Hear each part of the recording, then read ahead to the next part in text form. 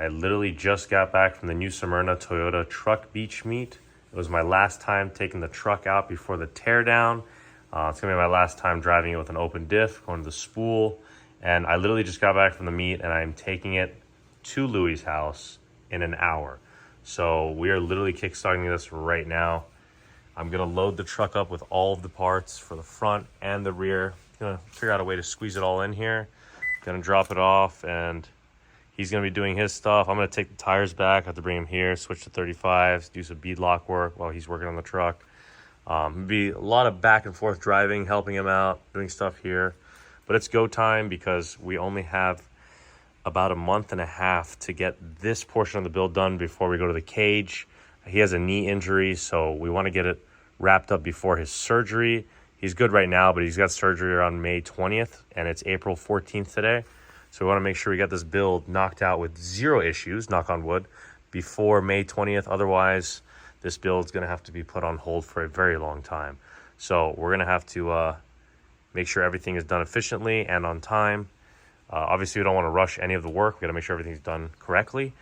And yeah, so it's going to be a lot of back and forth and just checking up, making sure we made all the deadlines, got all the parts. And if everything goes well, then, you know, it'll be a pretty good amount of time to get all this done in about a month because it's a lot of work. So anyways, let's get this truck loaded up and let's go take it over to Louie.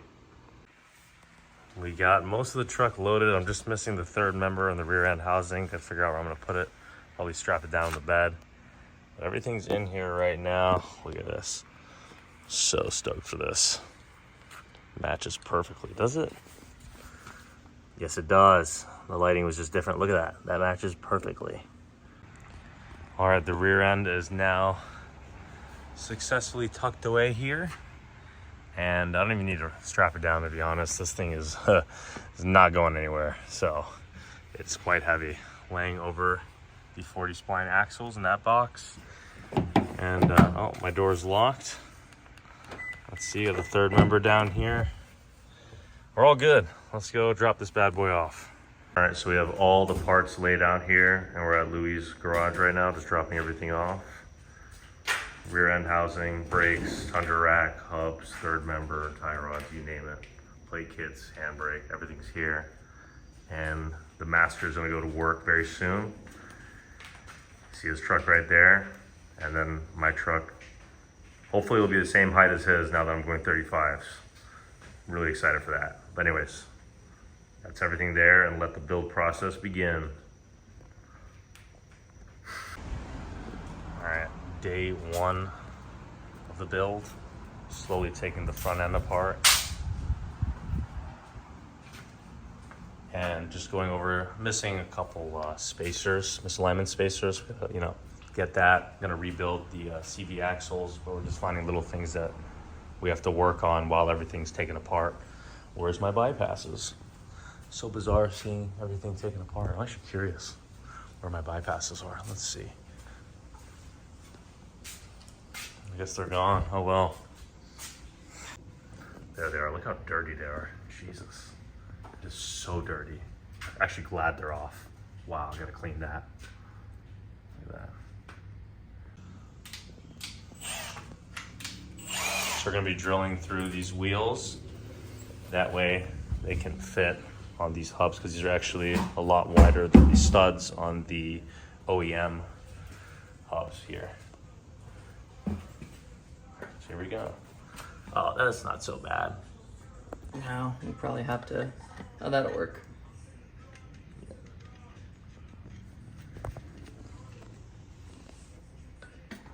It should go right through because it's so soft.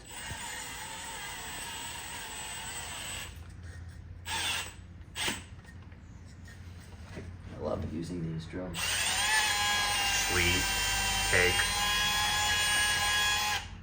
Yeah, that'll fit just fine.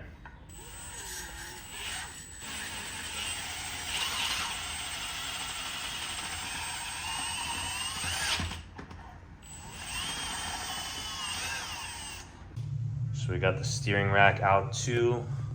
There's a new one versus the old one. You can see the difference between the two.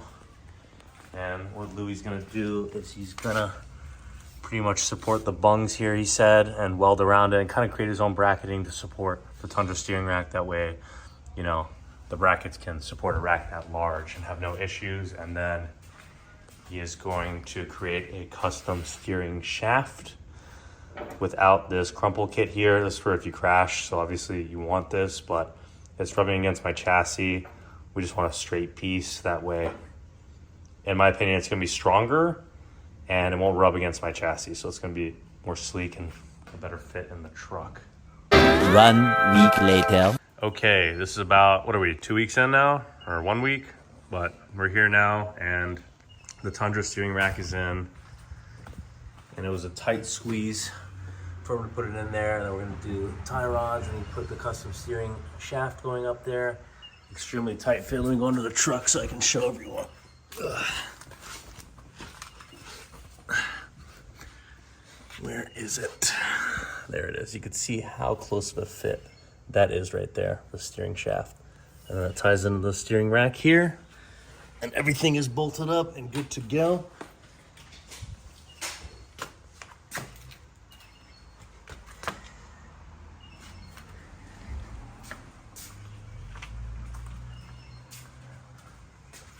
Then he has to plate this side. On a DRT kit to come in. That's why I didn't finish plating this side or the other side, because if you look at the plate, it butts up pretty close to the mount here, to the cab mount. And then if I were to weld this in here like that, I would have to come in here and cut this out again. So I was just waiting on that. And then I had to trim this up around here to go around the bypass hoop and trim it up to go around here, which actually ended up working out well, so we didn't have to cut those out. And then the front, I mean, for the most part, it's pretty much finished up. I got the double shear kit welded up from RC Fab. And of course, you know, his tie rods are going to be going in there too shortly. And then I just have this just briefly assembled, and that's what you were talking about earlier when we cycled the 35s. It just wasn't going to happen. Way too much trimming is going to have to be done. I mean, you know, some of it was pretty minor, like maybe just trimming off a couple inches of the bumper tabs or the bumper ends. But I mean, it was coming up into the fiberglass. It was going way deep into the firewall. So the firewall would have had to been tubbed probably, I mean, no exaggeration, probably up to here. Yeah. To properly clear the tires. But another thing to think about too is when I was cycling it, I had free range. I could move this all over the place. But with the Tundra rack, you lose a little bit of turning radius. So the rubbing wouldn't have been as severe as I was showing you, but still pretty serious. I mean, you know, battery relocation, fender kit like we were talking about, but a lot of work for a mid-sized truck. So yeah, we're gonna be reasonable here. tons of work. So not much clearance needed either in the state of Florida. It's not like we're out in California. The whoops here are pretty small. 35s would be nice, but it's a lot of work, and you know, we want to get this build finished so I can go out and have some fun. So 33s have never really let me down besides some clearance issues, but the 295s are a smidge taller. But regardless, I'll be able to go back out in the trails and hit some whoops and not have to worry about all of that trimming and fender replacement and all that. So smart move here, going back to 33s, but we gotta undo all of these bolts, which is gonna be really fun.